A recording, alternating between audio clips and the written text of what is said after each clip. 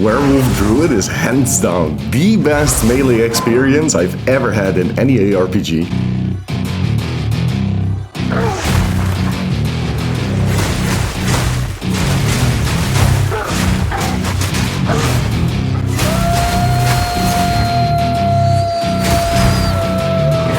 Hey, what's up? Welcome, or welcome back. Good to have you here. After more than 2 weeks of discovering, testing and blasting all things Druid, I'm finally ready to give you my build guide on the Melee Werewolf. There are several Werewolf Druid builds out there already, and honestly it looks like this might be one of the most versatile classes in the game. However, it's hard to judge, because some creators just slap on a headhunter and call it a build. And I don't see them running 6 mod juice tier 16 maps on budget gear, which is exactly what we're doing here.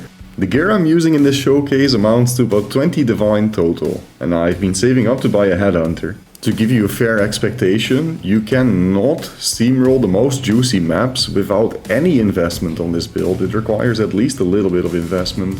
And if a build can do this, it's almost certain there's some broken interaction enabling said build that is going to be patched or fixed. Outside of one possibly unintended interaction with the Spirit Gem Savage Fury, where we can use it without it costing any spirit by assigning it to our secondary weapon set, there is no abuse going on in this build, as long as we leave the monsters out of it, of course. This means that it is very likely that this build will actually survive in the next Path of Exile 2 league, and you can play it again next league. Melee Werewolf Druid excels at clear. We are maxing AoE, we're stacking skill speed and movement speed, and on top of that we have a lot of defenses. The single target potential is a lot higher on the Oracle Ascendancy, however, I much prefer Shaman for its tanky options. The main problem a lot of players seem to have with the Wolf Shapeshift is that it feels very squishy, and it is, because it doesn't really offer you any extra defenses after shapeshifting. What it does offer you, however, is an additional 30% movement speed when running on all fours, which is obviously massive and incredible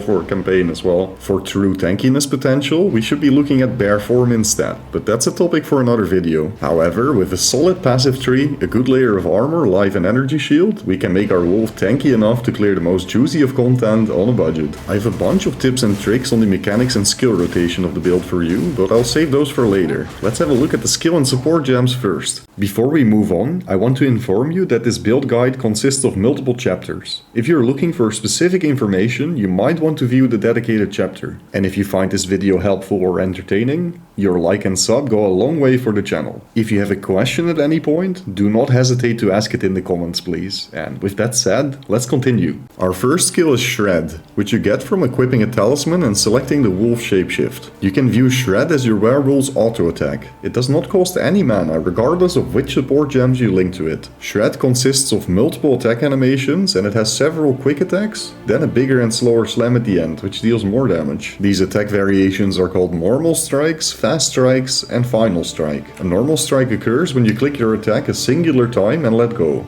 If you click the attack again within a certain time window, it will start performing the fast strikes instead, and eventually the final strike. All of these attacks trigger ice fragments on hit if they are hitting a frozen target. You get it? You kinda shred fragments of the ice? Yeah. After a certain detonation time, these ice fragments explode in a 1.8 meter radius and convert 100% of your physical damage to cold damage. This is our main source of single target damage. The most important stats to scale this single target damage on Shred is attack speed and skill speed, as it's really all about getting as many ice fragments to explode on the target as possible. This is also part of the reason why we stack so much skill and attack speed on the passive tree, but more on that later. We link Shred with Rapid Attacks 2 for more attack speed, Close Combat 2 for more damage, Crescendo 3 to scale the final attack of Shred, then Elemental Armament 3 for a change, for 48% more attack damage, since Shred deals mostly fist damage and we apply Freeze, Chill, Shock and Ignite mostly through our pounds, but more on that later, and lastly Long Fuse to increase our ice fragment damage. To deal with the increased detonation time of Long Fuse, we have yet another skill in our kit that can actually instantly explode all ice fragments and also drag them to the middle of the area to get more damage overlap from all the explosions and shatters. This skill is Cross Slash. We use Cross Slash as a single target combo finisher and occasionally as a movement skill. If you're running maps with both temporal chains and chilled ground, it can help to have an additional movement skill for when Pounce is on cooldown, to get out of a sticky situation if you need to. We actually want to run maps with temporal chains and frozen ground, as both of these modifiers skill item rarity on your waystones, which is a very important mod if you're looking to drop more loot. We link Cross Slash with Cold Attunement for 25% extra cold damage, Elemental Armament 2 for 25% more elemental damage, Close Combat 2 for 30% more attack damage, Concentrated Area to decrease the size of the area where ice fragments explosions overlap, so more of them hit our target, and also for 30% more damage. Lastly, Execute 2 seems to be pretty good, since we mostly use Cross Slash as our finisher attack and the target is usually around 35% HP or less. This will net us yet another 50% more damage. I can't really find a better option for a 6th link on Cross Slash, so if you have any ideas or suggestions, please let me know. Oh, and as always, my support gem links are ordered, with the most important being in slot 1 and the least important being in the last slot, so you know what to prioritize. Next up is Lunar Assault, my favorite wolf skill. You get this skill level 1, and this is your bread and butter when it comes to mob clear. The skill by itself with 0 scaling is not that strong, but once you stack some flat physical damage, it becomes an absolute powerhouse. Lunar Assault converts 80% of physical damage into cold damage, and on top of that it gains 10% of fizz damage as cold damage. Which means we are not yet converting our entire portion of physical damage, but I got a trick for that later. The more chill magnitude and more freeze buildup increases with gem levels, with it being 562% at level 24, which comes from a level 20 skill gem and my +4 to melee skills on my talisman. Really, it has never been easier to consistently freeze mobs, thanks to Lunar Assault. Also, I think visually the skill just looks absolutely amazing. I love the arc, and I'm a big sucker for Frostblades. It's my favorite skill in Path of Exile 1, and honestly, this comes pretty close. I mean, Ice Strike is probably closer, but oh my days, I love this skill, dude. We link Lunar Assault with Rapid Attacks 2 for 25% increased attack speed, once again Elemental Armament 2 for 25% more elemental damage, Ice Bite 2, which consistently gives us 30% of our damage as cold damage, since we're almost always freezing targets with Lunar Assault, then Magnified Area 2 for more clear if your damage is already good enough, and if not, you can use Ancestral Call 2 as a 5th link instead. This is our final link and it ancestrally boosts an attack every 3 seconds for 25% increased AoE, 30% more damage, and on top of that it also targets 2 additional enemies. This gem really helps with clear and high mob density maps. When running really juicy content, we can actually swap Magnified Area for Deep Freeze. The extra AoE is nice, but if we lack the damage and the single target, it is important to switch. This will keep our targets frozen for 50% longer, giving us a bigger window for ice fragment stacking and thus better single target damage. Next up is a skill that pretty much doubles our damage from the moment we can use it at level 52. This skill is Lunar Blessing. When used, it knocks all surrounding enemies back 4 meters, which is actually a buff from a recent patch. A couple other wolf skills receive minor buffs too, and this really had me scratching my head. It really just takes a couple of people to complain, huh? Well, I thought wolf was already mighty fine on its own, but I guess the buffs are welcome, so thanks GGG. After knocking enemies back, Lunar Blessing applies a buff to the player with a duration of 5 seconds plus 0.2 seconds per rage spent. While the buff is active, moonbeams will be called down from the sky with a base cooldown of 1 second, which should be affected by one of our support gems cooldown recovery, for beams every 0.7 seconds. Moonbeams convert 100% of your physical damage to cold damage and can be scaled with AoE. We link Lunar Blessing with Elemental Armament 2 for more elemental damage, prolonged duration so the buff lasts longer, cooldown recovery 2 for more moonbeams and to deal with the map mod reduced cooldown recovery, magnified area 2 for more AoE, and lastly efficiency 2 because the skill costs way too much mana. The skill cost me 183 mana to use with all of my reductions in place. Can you imagine the cost at, for example, gem level 30 plus without efficiency? Fortunately, mana is not really an issue for our build, but it does require some help from gems such as efficiency. It's time for Pounce. Pounce is basically Leaf Slam on steroids. The base skill applies a mark that summons little wolf minions that don't do much for you without proper scaling, and since this is not a minion build, the very first support gem you want to link to it is Freezing Mark, to replace the innate mark from Pounce. Unless you're Fun. I believe he's trying to make a build with the innate mark. I saw him do some weird stuff on stream. Either way, it doesn't matter. The next link is Mark of Siphoning 2, which lets us leech 5% of attack damage as mana alive with Shred, in case we need to sustain. And then we link Holy Descent to create Burning Ground, which helps to apply Ignite to enemies. And lastly, Charged Mark for Shocking Ground, which helps shock enemies. Combine that with our constant freezing and chilling, and that makes for the 4 elemental ailments that skill Elemental Armament 3 on our Shred for 48% more attack damage. Also a little side note, I will cover all of the gameplay tips in the dedicated gameplay tips section of this build guide video, but I can't stress this enough. You should really try to learn the timing to cancel the slow part of the pounce animation with a dodge, so you can immediately start running or sprinting after using pounce. It takes a while to get used to, but once it's muscle memory, pounce becomes so much better. And that's also encouragement to always try to cancel your animations and just mess around with skills. You never know what tech you might stumble upon. Arctic Howl is yet another skill that can't miss from your kit if you're playing the Werewolf Druid class fantasy. This skill now also counts as a war cry, which was part of the couple druid buffs I mentioned earlier. We're not scaling war cries in this build, but I'm confident that this added keyword opens up some more options and even more build diversity. Arctic Howl deals cold damage, freezes enemies primed for freeze, and this threshold is 70% on unique, 60 on rare and 50 on magic enemies. It also knocks enemies back. The skill itself cannot cause freeze buildup, and it grants a buff that gives cold damage to attacks. The buff also grants 20% increased freeze buildup on top of that, and it empowers the next attack you do with additional cold damage. That's a lot of cold stuff. Yeah, I know, right? As you may have guessed, our best use for this skill is to freeze targets when they're primed for freeze, to increase the damage of our Shred and Ice Fragments. We link Arctic Howl with Frost Nexus for chilled ground on freezing, Deep Freeze for 50% increased freeze duration, Cold Exposure to reduce enemy resistances when we crit, Brittle Armor for Giga Armor Breaking, and lastly, Bater's Vengeance, a unique support gem which lets us gain 1% as extra cold damage per rage we have when Arctic Howl freezes a target. This buff actually stacks with the buff from Ice by 2, which is linked to our Lunar Assault. When it comes to spirit gems, we have a lot of options. Unfortunately, it's not possible to fit them all in, since we have double spirit cost, so we can equip a scepter in our offhand, thanks to the passive keystone Lord of the Wilds, which is massive by the way, but more on that later in the passive tree and gear sections of this guide. Good spirit gem options are Herald of Lightning, Eternal Rage, Overwhelming Presence, Bark Skin. Heck, I guess we can even make Trinity work.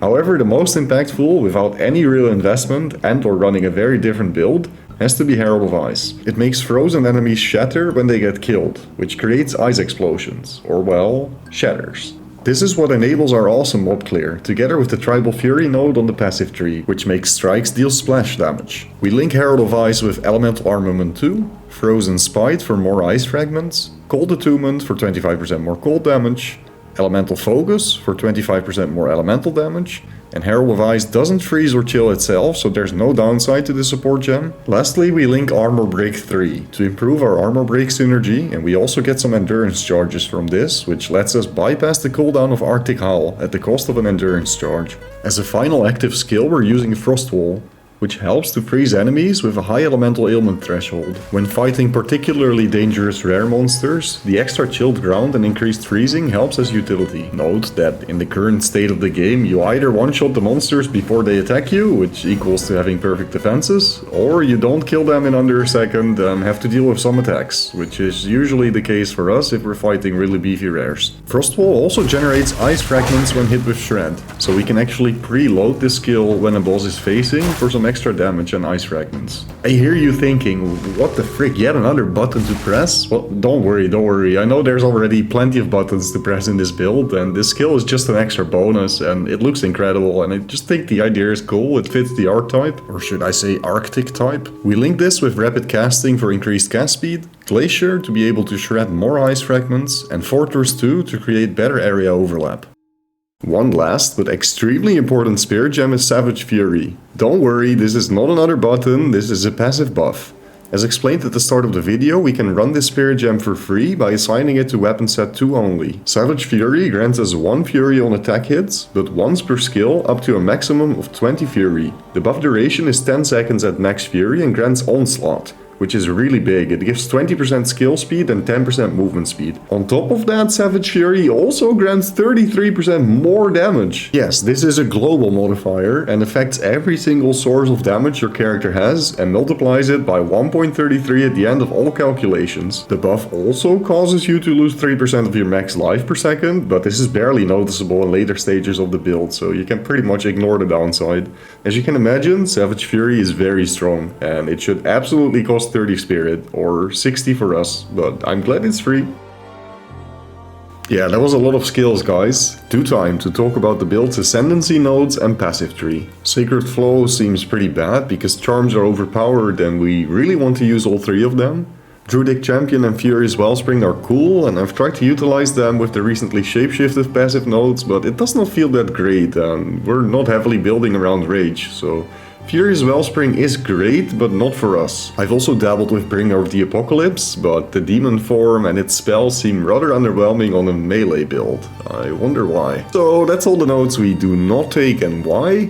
Now let me tell you why we take the nodes we do take. Wisdom of the Magi is an absolute no-brainer. It gives us bonded modifiers, which means extra hidden stats on all of our runes and socketed items. For us, it gives 120% increased damage while shapeshifted, plus 70 flat life and mana, an 8% chance to gain an extra random charge whenever we generate a charge, and if that wasn't enough already, we also get +1 to all attack skills from our bonded modifiers. Another really good node is Turning of the Seasons. Free exposure to all elements and 10% as extra of a random element? Yeah, that's pretty good. Which is 10% more damage, and it also helps to keep up our ignites and shocks because it's a random element. Reactive Growth makes us take 10% less elemental damage, plus 10% less per element you've been hit by recently, up to 3. This can for example be 3 fire hits, you take 10% less lightning and cold damage from the flat 10%, and then 30% less fire damage. When you're hit by an element, of course the adaptation is used up and you'll have to generate a new one. Lastly, we take Avatar of Evolution, which doubles the effect of the adaptations from the previous node and converts 15% of physical damage taken to 5% of each element. The downside is that it gives our adaptations a duration of 5 seconds as opposed to no duration. However, when spending 5 seconds in combat in a juicy map, you'll be hit way more frequently than 3 times in 5 seconds. So in other words, you'll be constantly utilizing the adaptations anyways, so take it. Combine these last two ascendancies with some armor applies to elemental damage, and your complaints of the so-called paper wolf quickly fade away. Trust me, this dude is pretty tanky.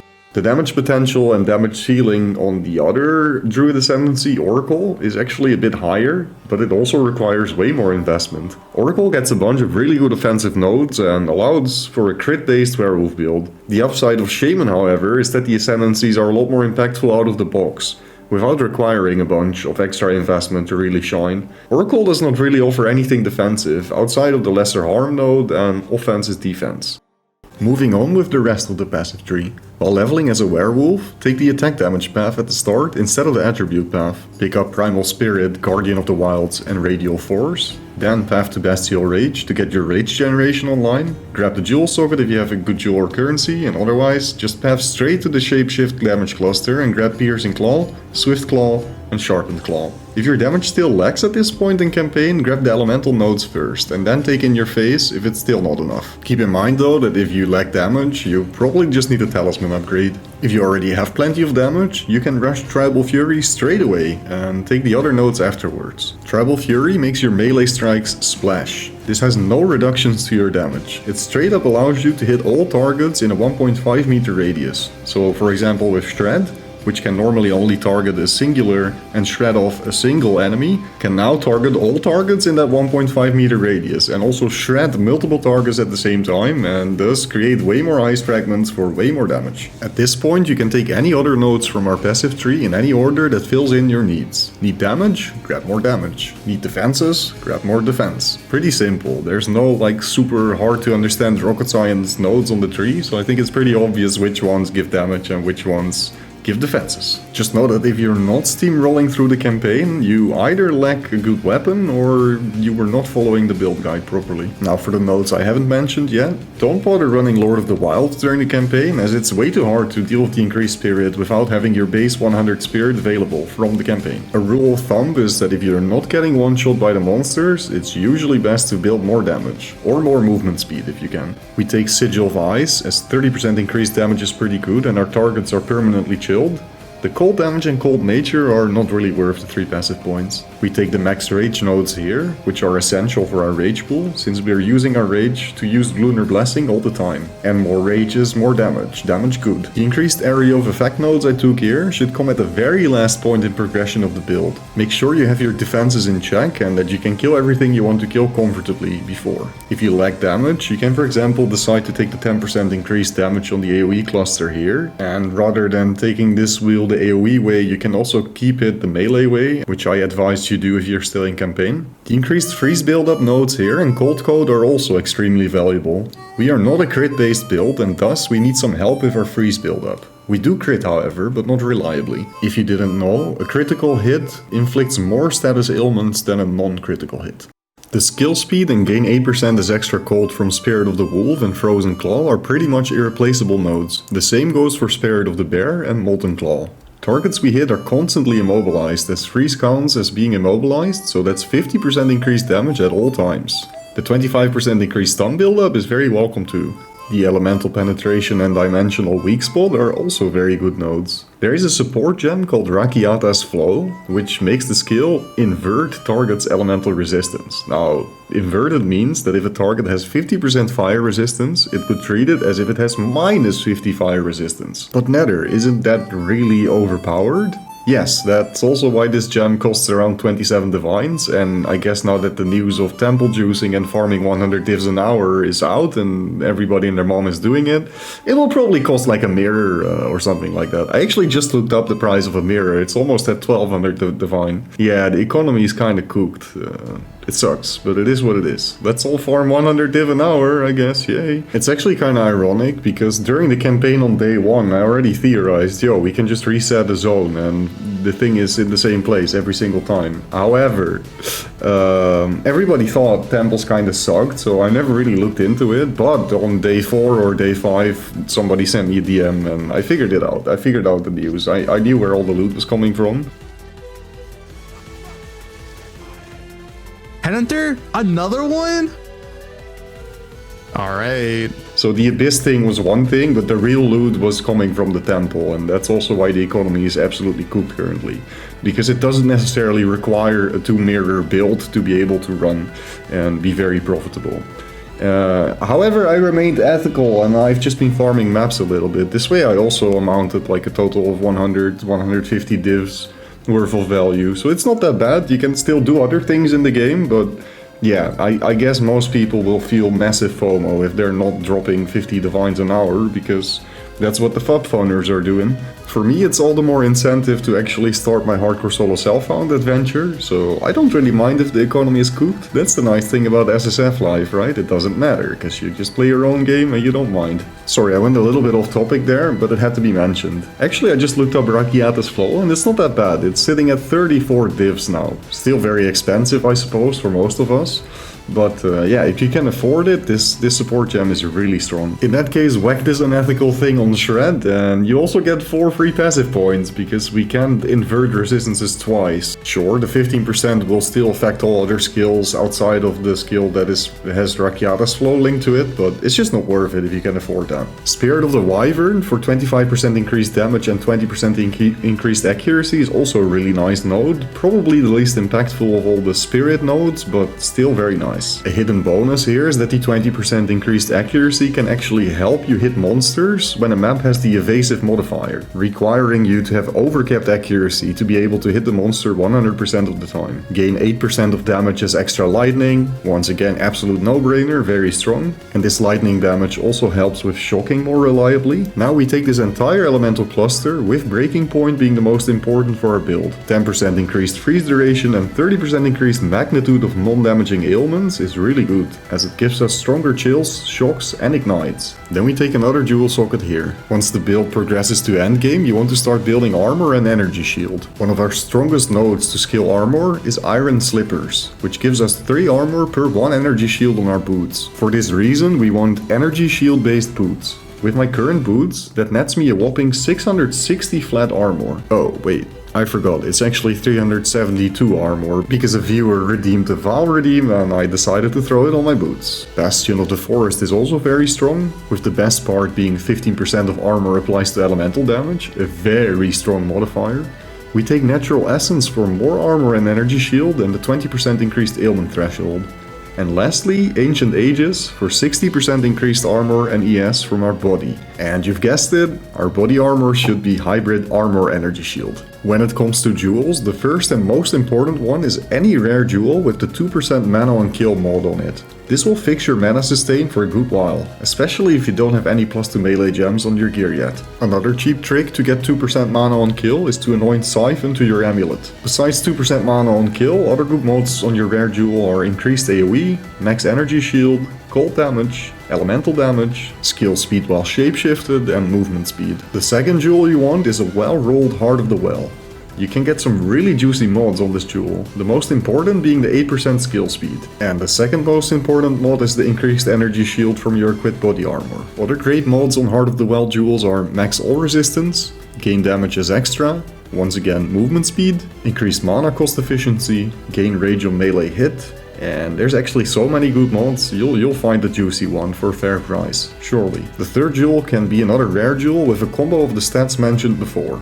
I'm using one with 4% attack speed and 20% increased damage with hits against rare and unique enemies. And the other 2 mods are basically just dead mods for our build.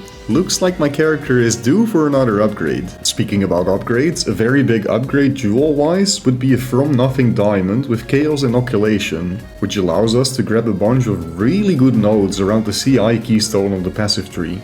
This jewel is also rather expensive, as it costs 9-10 divines currently. It's not terrible, but it's a huge upgrade, so definitely consider spending the currency. That is, if you already have a good talisman, which is by far the most impactful gear piece of the build. And please do not worry about the expensive pieces if you don't have the currency. I just want to stress this, the build does extremely well without any of this luxury, and thus I can also recommend this build for SSF, because it's very SSF viable. The permanent stats from campaign rewards offer some options for the build, but it's nothing too interesting. We take 30% increased charm charges gained from Act 2, from the Valley of Titans. Then we take 25% increased mana regeneration from the Venom Crypts in Act 3. In the Halls of the Dead in Act 4 we can either choose to get +5 strength, dex and int, but we can take the resistance if we need it. In the Abandoned Prison, the Chapel statue in Act 4, we want 30% increased life recovery from flasks, this is huge. And lastly in Kima, the 7 Pillars, which is the interlude Act 2, we can choose to get 3% movement speed or 12% increased cooldown recovery rate for more moonbeams from Lunar Blessing. That covers everything to do with our passive tree. Moving on to the gear section of this build guide. Remember the Lords of the Wild keystone? It's actually really easy to utilize after campaign, since we get another 100 spirit for free from equipping our high level scepter. Even better if the scepter also has % increased spirit as a prefix, but not required to run the most important spirit gems, Herald of Ice and Savage Fury. So the main reason we really want 3 sockets on our scepter is because of the primate idols, giving us 40% increased damage while shapeshifted from bonded modifiers thanks to her ascendancy, for a total of 120% increased damage. Ideally you also get a scepter with the Discipline skill, which at level 18 gives us 278 flat energy shield and 70% increased energy shield recharge rate. On my scepter I also have a little bit of int to help with attributes, and to top it off, there's also max mana and mana regen, which are both useful mods. When shopping for a scepter you really only care about the 3 sockets, anything else is a bonus. Depending on how much further the economy will brick, you can expect to spend between 5 and 10 divines to get a scepter similar to mine, or a div or 2 for the bare minimum with just 3 sockets. There are 3 base type talismans that are really strong for non-crit builds. The Thunder Talisman for its very high base attack speed and decent physical damage, the Magi Talisman for the maximum rage implicit and also good physical damage. And lastly, the J Talisman, which has the highest base physical damage of all talisman bases. For crit-based builds, the Spiny Talisman is by far best in slot with its base 11% crit chance, which is just ridiculous. You want to prioritize a good amount of physical damage, so that is the percent increased physical and flat physical damage mods on your talisman. And secondly, you want to look for a minimum of +3 to melee gems. The gain mana per enemy killed on mine is a bonus, but it doesn't really do much for the build at this stage. And the 25% onslaught on kill is normally a very good mod, but we actually already get it for free from Savage Fury. And unfortunately you can only have one onslaught buff at a time, so this is also a dead mod on my talisman. You can easily get a 450 plus physical DPS talisman with +3 or 4 to melee gems for a single divine. But keep in mind that your talisman is your best investment. And in Path of Exile, weapons are often the most important upgrade for attack-based builds, so trust me, it will be currency well spent. On your helmet, you're looking for elemental resistances, life, flat or increased ES/armor, and lastly rarity in that priority. Aiming for that 100% rarity on your gear is still a very important breakpoint to hit. You'll see a lot more loot. The base of your helm can pretty much be anything, but preferably hybrid armor energy shield. For the body armor it's a similar story. We once again want elemental resistances, but this time we prioritize increased energy shield and armor, and flat energy shield and armor, and then life.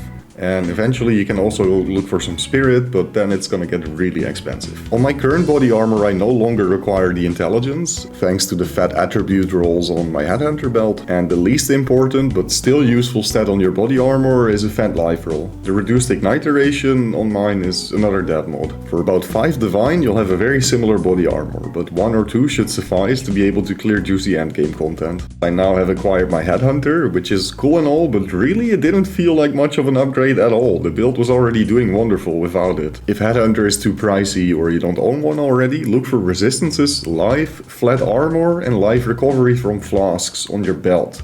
Charm mods are not that mods, but they're really not that impactful for us.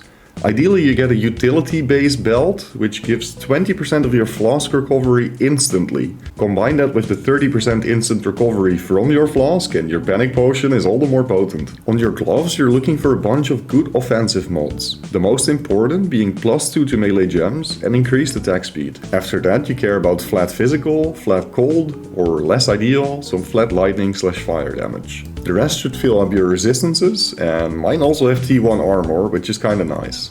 Gloves with good offensive mods are expensive, like really expensive, as they are not that easy to craft. I got somewhat lucky and I sniped these bad boys for 13 divine. Rumor goes Mike Tyson used these to train with. The current market prices indicate about 25 to 30 divines for a similar pair. If you don't have a lot of currency to spend overall, I advise to simply use your gloves to fill out the rest of your resistances. Just make sure you have the +2 melee gems on them. And of course a flat life or mana roll is helpful too. Your boots should be energy shield based to make use of the Iron Slippers passive. Remember, the one that turns the 1 energy shield into 3 armor. You want 35% movement speed, a nice amount of energy shield, resistances, a fat attribute roll, and added life is a bonus. Don't spend too much on boots. For a single divine you can buy a better pair than my current. Your ring should be used to scale your damage further. I'm using 2 amethyst rings to help cap my chaos resistance, and as with any piece of gear, use them to fill the remaining holes of your build. Prioritize having capped elemental resistances first, and after that start to care about chaos resistance. Stats you want on rings are flat physical damage, flat cold damage, attributes, elemental and chaos resistance, life. Added lightning or fire is also very good, but fizz and cold remain best in slot for our build since we skill that more. And lastly, percent increased cold damage. On your amulet you want more elemental resistances. How boring, yes, you need to cap them out. And if you needed attributes, life, and if you can afford it, a bunch of rarity too. For me this is where most of my rarity comes from, with a double T1 rarity mod and a perfect implicit, amounting to a whopping total of 56% rarity on a singular item. The flat max energy shield on this amulet is a tier 8 roll, so I thought I could use an Omen of Whittling to target Chaos Death mod and turn this into a real GG amulet. Unfortunately, Whittling Omens target the item level of a modifier, not the tier. The item level flat energy shield is 80, and this is the second highest, with mana being at the top with eye level 82, for amulets that is. So another piece of advice, before using expensive items on big crafts, always make sure to double check everything, and I'm very happy I did. If you've never looked at it, I highly recommend giving the PoE2 database a browse. Not just because it's interesting, but because it's also a much better way to search for everything to do with a certain keyword, rather than simply googling. For example, I had to know about all the sources of light radius in Path of Exile 2 for the new Vaal Temple crystal strat, where you rush the Vaal circle and maps, stacking light radius so it's easier to find. So what did I do? I went to PoE2DB, typed light radius, and lo and behold, every single source of light radius in the game easily laid out in front of me to pick and choose what I need. There are a bunch of strong annoyance you can put on your amulet. I'm using acceleration, which gives me 3% increased movement speed and 10% increased skill speed. Earlier I mentioned a cheap way to solve mana issues with Siphon, but that's not exactly an endgame annoyant. Other great options to consider are Chakra of Elements, which gives you a total of 16% physical damage as extra cold and lightning damage, since we are always igniting and shocking. Remember, we can also grab this node through the From Nothing Diamond with Chaos Inoculation on it. But yeah, that's pretty expensive. You can choose Climate Change for 20% increased freeze buildup and 25% of cold damage as extra fire while hitting frozen enemies, or Inescapable Cold for 40% increased freeze buildup and 20% increased freeze duration. And lastly, a good option is Deep Freeze for 20% increased freeze buildup and minus 8% cold resistance on enemies you freeze. For charms, I'm running a Nascent Hope Thawing Charm for freeze immunity, and this also starts energy shield recharge when used.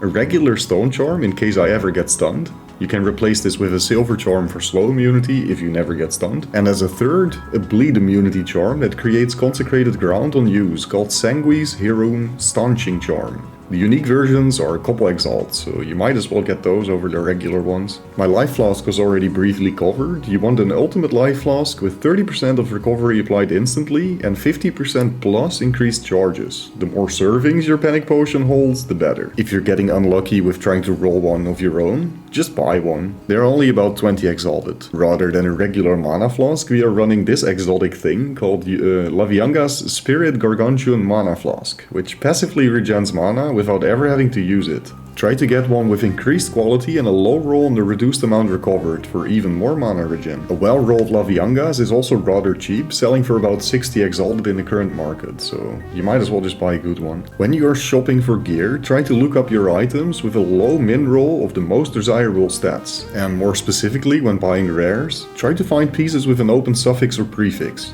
If it is a cheap piece of gear, just slap a Desecrated Abyss mod on them, hit the well, and pray for whatever you want on said item. If it is not cheap, but it has an open prefix or suffix, do the exact same. However, you also want to use an Omen of Abyssal Echoes, so you get 2 rolls from the Well of Souls. Well, technically 6 options. When you don't mind 2 or more different mods on one of the modifier slots on your item, you can also use a count filter for better item searching. I used the count filter earlier when showing examples of a good rare belt. And in this example, we're using it to browse for either an empty prefix or an empty suffix modifier, because the count is 1 and it will pick one of the 2 filters, right? So you can put anything in here. If you would like a dedicated trading video where I share a lot more tips and tricks, please let me know. Alright, that was pretty much everything to do with the build's gear, so we're moving on to the final section of this build guide.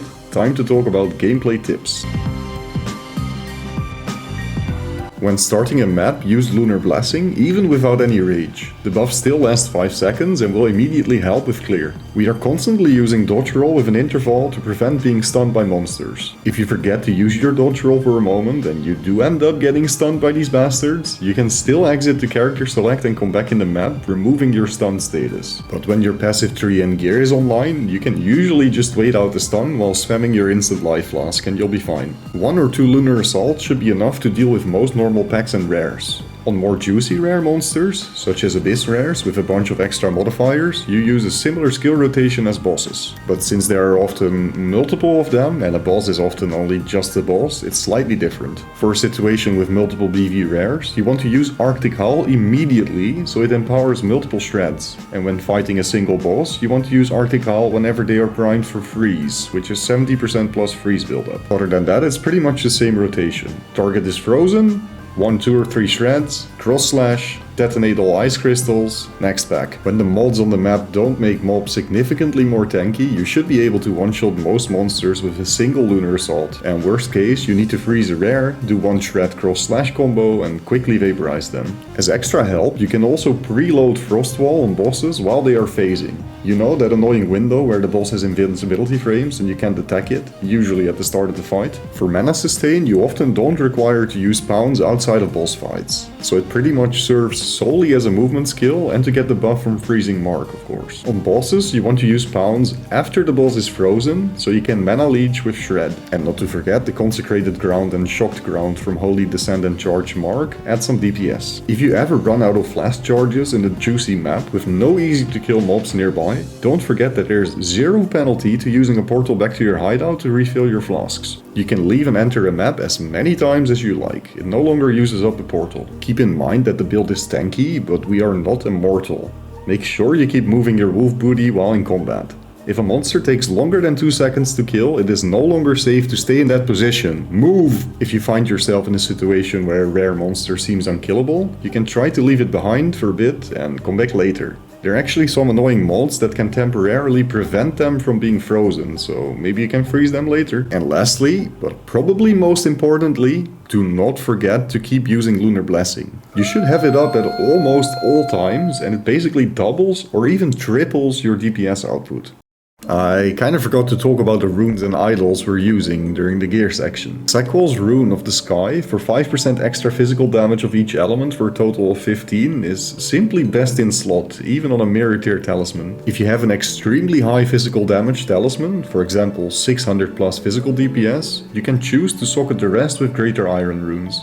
If under 600 PDPS, it is better to socket Farul's Rune of the Hunt for 50% increased attack damage against rare or unique enemies. On gloves, your best in slot is Idol of Sirius, which grants 8% increased attack speed. These are a bit pricey currently at 1.2 Divine, but that's definitely worth it. All the other runes I'm using are just the boring usual to cap resistances, with 2 greater iron runes in my body armor to further skill its energy shield and armor. And I also have a couple more bonus tips for you. You can use the Overwhelming Presence Spirit Gem to help with immobilization build-up on pinnacle bosses. Just make sure you also have Savage Fury and Herald of Ice, you do need the spirit to be able to run this. Warrior Invictus is still a very solid option instead of a good rare body armor. This can actually help you fit the remaining puzzle pieces of your build more easily because you get a lot more sockets. Try to get one that is corrupted to have 5 sockets and grants 10% all elemental resistances per socket filled, which obviously helps cap out your resistance massively. If at any point in progressing my build you start to experience mana issues, you can use another trick. You can use Oisin's Oath, a unique support gem for mana leech based on elemental damage rather than physical damage. Link this to Arctic Howl instead of cold exposure. This gem only costs 6 exalted. The Sign Echo Grand Manchete's unique glove, holy moly, that's a name, what the freak. Give up to 20% more damage on immobilized enemies and can have up to 18% skill speed on top of that. But that's not all. It also changes the monster immobilization threshold from 100 all the way down to 50% for a perfect roll. This means the freeze threshold also goes from 70 to 50% because freeze is a form of immobilization. As you might have guessed, yes, these are very potent gloves, but they are a little bit pricey, with the cheapest selling at 4 Divine, when you have a corrupted bricked pair pretty much, and a well-rolled one being 50 plus Divines. All sources used in this video are linked in the description below. You can also find the link to import my character in Path of Building. You actually don't even need to install Path of Building, you can just click the link and view it on the Maxroll website.